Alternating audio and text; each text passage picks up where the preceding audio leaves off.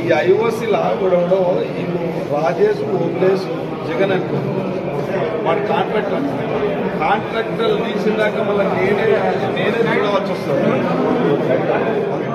దాని వాళ్ళు పడుతున్నారు కొద్దిగా పిలిపియాలి జగన్ మన లోకల్ పాపం ఎంప్లాయీస్ ఇబ్బంది పెట్టారు కొంత కొనుక్కుల వాడే హ్యూమనైజర్ ఉన్నారు అందులో ఎవరో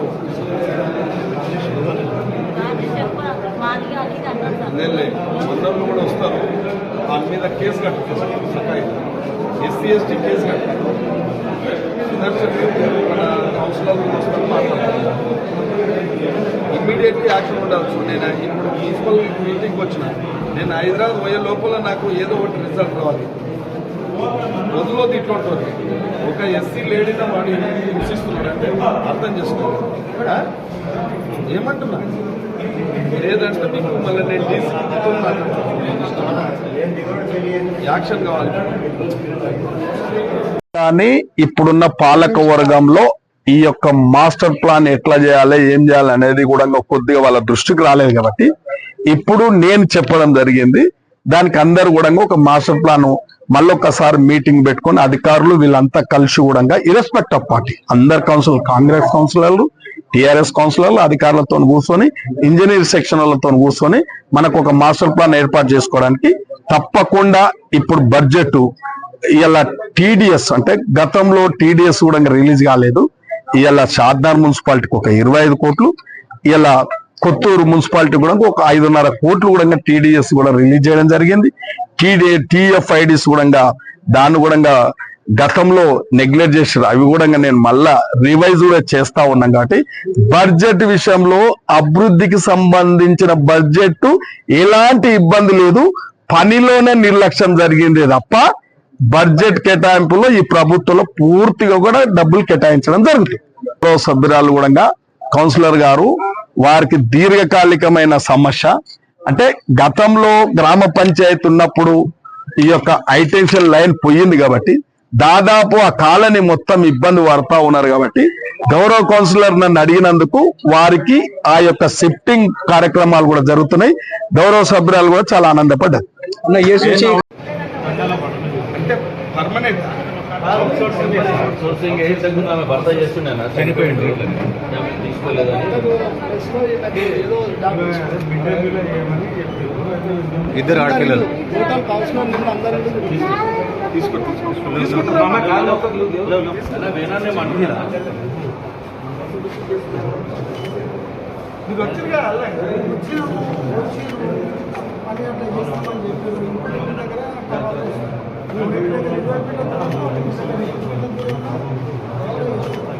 సుదర్శన్ గారు మరి ఏది నీకే తెలవాలి మాట్లాడతాం మరి ఇబ్బంది కాకుండా చూసుకోలేదు.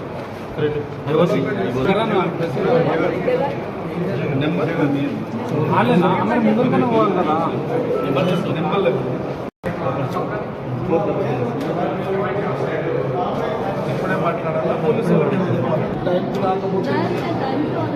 హాస్పిటల్ ఉన్నప్పుడు వాళ్ళు లీవ్ పెట్టుకొని పోతారన్న అట్లా 5 మందిని తీసేసారు. ఒక్కరోజు డుమ్మ కొడితే 5 మందిని తీసేసారు ఒక్కరోజు.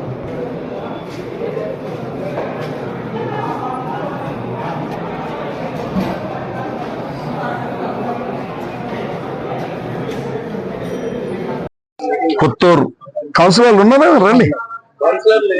ఈరోజు కొత్తూరు మున్సిపల్ సమావేశం 24-25 బడ్జెట్ సమావేశాలతో పాటు జనరల్ బార్డ్ మీటింగ్ కూడా జరగడం జరిగింది. ఇలా మున్సిపల్ కొద్దిగా చిన్న సమస్యలతోని కొద్దిగా గౌరవ సభ్యులు కూడా చర్చించడం జరిగింది. దానికి అధికారులను కూడా సమాయత్తం చేయడం కూడా జరిగింది. వాళ్ళ మున్సిపల్ పరిధిలో గతంలో కూడా కొన్ని ఇబ్బందులు ఉంటే కూడా పోయిన కౌన్సిల్లో కూడా నా దృష్టికి కౌన్సిలర్ తీసుకురావడం జరిగింది. కమిషనర్ గారు చైర్పర్సన్ తీసుకురావడం జరిగింది. ముఖ్యంగా మీ అందరికి తెలుసు ఇలా కొత్తూరు మున్సిపాలిటీలో జరుగుతున్న అభివృద్ధి కార్యక్రమాలు కానీ దీనికి ఒక సభ్యులందరూ కూడా ఇంకా కౌన్సిలర్లు అందరూ కూడా చెప్పడం జరిగింది, చైర్పర్సన్ కూడా చెప్పడం జరిగింది. ఈ మున్సిపాలిటీని ఒక మాస్టర్ ప్లాన్ గా ఏర్పాటు చేసుకోండి. ఒక అవుట్లెట్ డ్రైనేజీ, ఒక మంచి ఇంటర్నల్ సీసీ రోడ్లు, అదేవిధంగా ఒక సెంట్రల్ లైటింగ్, అదేవిధంగా ఇంకా అవసరమైన దానికి ఒక మాస్టర్ ప్లాన్ ఏర్పాటు చేసుకుంటే అందరు కూడా సభ్యులందరూ కూడా చాలా మంచి కులాంశంగా, అంటే ప్రతి కౌన్సిలర్ కు వాళ్ళ వార్డులలో వాళ్ళకి మంచి అవగాహన ఉంది, ఏం అభివృద్ధి అయింది, ఏం అభివృద్ధి కాలేదనేది. చిన్న చిన్న ఇబ్బందులు కూడా నా దృష్టికి తేవడం జరిగింది. తప్పకుండా అవి పరిష్కారం చేస్తాం. ఇలా రాబోయే బడ్జెట్ లో కూడా ఏమేమి పనులు చేపట్టాలన్న కూడా సభా దృష్టి తీసుకురావడం జరిగింది. కాబట్టి అధికారికంగా రేపు వీటికి అన్నిటినీ అనుమతులు తీసుకొని కొద్దిగా సభ్యులకు కొన్ని విషయాలలో అధికారులకు ఒక చట్టం ఉంటది, మున్సిపల్ యాక్ట్ ఉంటది అనేది తెలియకుండా కొద్దిగా వాళ్ళకు అట్లా ఇట్లా మాట్లాడేది. కానీ అటువంటిది ఏం లేదు. తప్పకుండా కూడా ఈ యొక్క మున్సిపాలిటీని ఆదర్శ మున్సిపాలిటీగా తీర్చిదిద్దే బాధ్యత గౌరవ కౌన్సిలర్లు, గౌరవ చైర్పర్సన్, మేమందరం కూడా ఆ దిశగా ప్రయత్నం చేస్తాం. పార్టీలకు అతీతంగా ప్రజలు ముఖ్యం, పార్టీలు ముఖ్యం కాదు. ఇక్కడ ఈ యొక్క మనకు పదవులు ముఖ్యం కాదు. ప్రజలు ఇచ్చిన అవకాశాన్ని సద్వినియోగం చేసుకోవాలి, ప్రజలకు అందుబాటులో ఉండాలి, ప్రజలు నచ్చే విధంగా మెచ్చే విధంగా ఈ మున్సిపాలిటీని తీర్చిదిద్దే బాధ్యత అందరం కూడా తీసుకున్నాం. కొత్తూరు మున్సిపాలిటీ చైర్మన్ గారి ఆధ్వర్యంలో, అలాగే కమిషనర్ గారు, మున్సిపల్ వైస్ చైర్మన్ గారు, కౌన్సిలర్స్, అలాగే అధికారులందరూ పాల్గొన్నారు.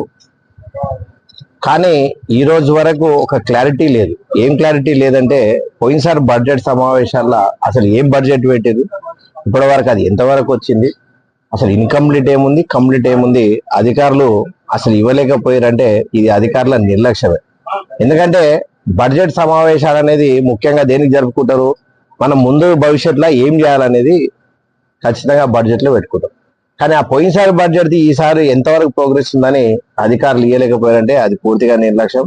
కౌన్సిలర్లు ఆవేదన చెందుతున్నారు, అరే మున్సిపాలిటీలో తాగునీళ్ళు అందియలేకపోతున్నామంట అని చెప్పి తిమ్మాపూర్ కౌన్సిలర్స్ అంటే ఒక 600 మీటర్లు 900 మీటర్లు పైప్ లైన్ వేస్తే అయిపోతుందని అని చెప్తే, ఎవరైతే ఆ శానిటేషన్ వర్క్ ఎవరైతే చూస్తారో అతను నెల రోజుల నుంచి కూడా స్పందిస్తలేరంటే అది కూడా అధికారుల వైఫల్యం.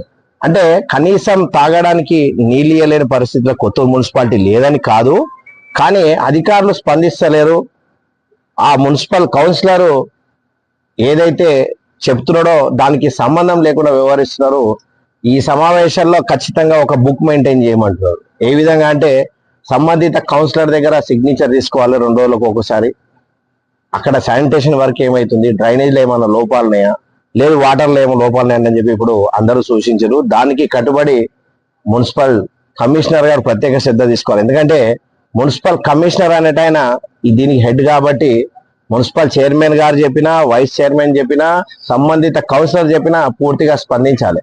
అలాగే 7 కోట్ల నిధులు ఏదైతే 10 కోట్ల నిధులు హెచ్ఎండిఏకి నుంచి వచ్చినాయో అది 3 కోట్ల వరకు మాత్రమే జరిగింది. మిగతా 7 కోట్లు కూడా సాధ్యమైనంత త్వరగా తీసుకొచ్చి వీళ్ళ పదవి కాలంలోనే తీసుకురావాలని చెప్పి స్థానిక ఎమ్మెల్యే గారు కూడా చెప్పారు, నాకు కూడా చెప్పారు. కాబట్టి అధికారులు కూడా దానిపైన స్పీడప్ చేయాలి. ఎందుకంటే ఎక్కడ ఆగుతున్నది ఏంది, ఎందుకంటే ఒక్కొక్క కౌన్సిలర్ కు 50 లక్షల రూపాయలు కేటాయిస్తే నిజంగానే వాళ్ళ కౌన్సిలర్ సమస్యలు, ఆ వార్డుల సమస్యలు తీరుతాయి.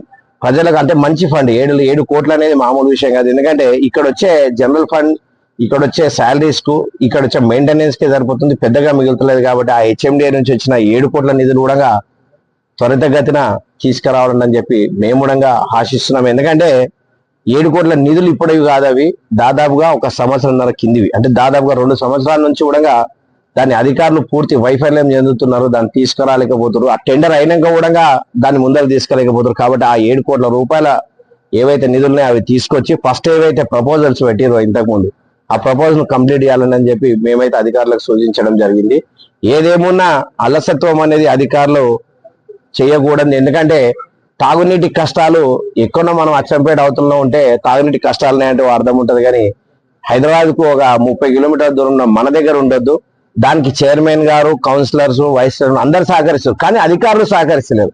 మళ్ళీ అధికారులు ఎంతవరకు తీసుకుపోతారు అనేది వేచి చూడవలసిందే. ఎందుకంటే నేనైతే చెప్పిన మున్సిపల్ సమావేశాల్లో వీళ్లకు బలమైన టీం ఉన్నప్పుడు మున్సిపల్ కమిషనర్ కూడా సరెండర్ చేయొచ్చు, మున్సిపల్ అధికారులను కూడా సరెండర్ చేసి పని చేయలేకపోతే. కానీ మనోళ్ళు కూడా ఇంకా అజాగ్రత్తతోటే ఉన్నారు. కాబట్టి మున్సిపల్ చైర్మన్ కానీ, వైస్ చైర్మన్ కానీ, కౌన్సిలర్ కానీ వాళ్ళకున్న కంప్లీట్ విధులు ఉపయోగించుకోండి, నిధులు ఉపయోగించుకోండి. ఎందుకంటే మీ చేతిలో నడవాల్సిన కౌన్సిల్ సమావేశాలు, మీ నిర్ణయాలకు కట్టుబడి ఉండి అధికారులు పనిచేయాలి, కానీ ఏదో చెప్తే ఏదో అవుతున్నట్టుగా కనబడుతుంది. కాబట్టి మున్సిపల్ కౌన్సిలర్లకు, చైర్మన్, వైస్ చైర్మన్ నేనైతే ఒకటే చెప్తున్నా, మీకు సరెండర్ చేసే కెపాసిటీ ఉంటుంది వాళ్ళు వినప్పుడు.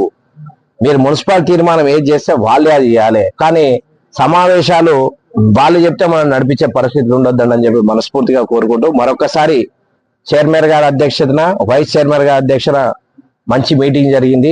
దీనిలోని సలహాలు, సూచనలు తీసుకోవాలని చెప్పి మనస్ఫూర్తిగా కోరుకుంటున్నాను. బడ్జెట్ ఎంత చేసారు, దాంట్లో తీర్మానాలు ఏం చేశారు? అంటే బడ్జెట్ వీళ్ళకి వచ్చేసి శానిటేషన్ కానీ, వీళ్ళ శాలరీస్ కానీ దగ్గర 3 కోట్ల పైన వెళ్ళిపోతుంది. 1 కోటి, 1.5 కోటి రూపాయలు, అంటే 4 కోట్ల ఇన్కమ్ మాత్రమే కొత్తూరుకుంది, 4 కోట్ల పై చీలిపు. అంటే దాన్ని కాకుండా బయట నుంచి ఫండ్ తెస్తేనే ఎక్కువ అభివృద్ధి చెందుతుంది. ఏదైతే ఫస్ట్ 10 కోట్లు వచ్చిందో అవి ఏవైతే ఆ నిధులు 3 కోట్లు మాత్రమే యూజ్ అయినాయి, అవి మిగతావి రిటర్న్ పోయినాయి. వీటిని తీసుకొచ్చి పాత వర్కులు ఏవైతే ప్రపోజల్ చేసారో ఎవరు వార్డులైనా సరే ఆ వర్కులు కంప్లీట్ చేయాలని చెప్పి మరొకసారి అధికారులు ప్రెషర్ పెట్టాలి. సంబంధిత అక్కడ ఆఫీసర్లు వినకుంటే ఎమ్మెల్యే గారికి కానీ, నాకు కానీ చెప్పాలి, మమ్మల్ని అందరిని తీసుకొని పోవాలి, సంబంధిత అధికారుల దగ్గర పోయి తీసుకొని కూర్చోబెట్టాలి. దాని బాధ్యత పూర్తిగా కమిషనర్ గారిది. అలాగే తిమ్మాపూర్ విషయంలో, అలాగే ఏదైతే కౌన్సిలర్ సోమ్ల గారి వార్డులు ఏవైతున్నాయో అక్కడ స్పీడ్ బ్రేకర్ల గురించి అక్కడ కౌన్సిలర్ చెప్పారు.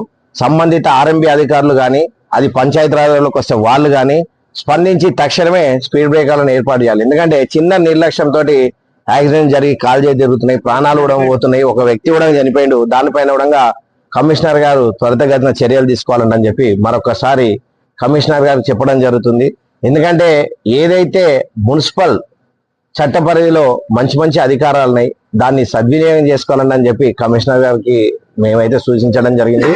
మున్సిపల్ కౌన్సిలర్స్ అయితే బాగానే స్పందిస్తున్నారు, చైర్మన్ గారు బాగానే స్పందిస్తున్నారు, వైస్ చైర్మన్ గారు స్పందిస్తున్నారు, అధికారులు కూడా స్పందిస్తే అభివృద్ధికి దోహదపడతారని చెప్పి మరొకసారి తెలపడం జరుగుతుంది.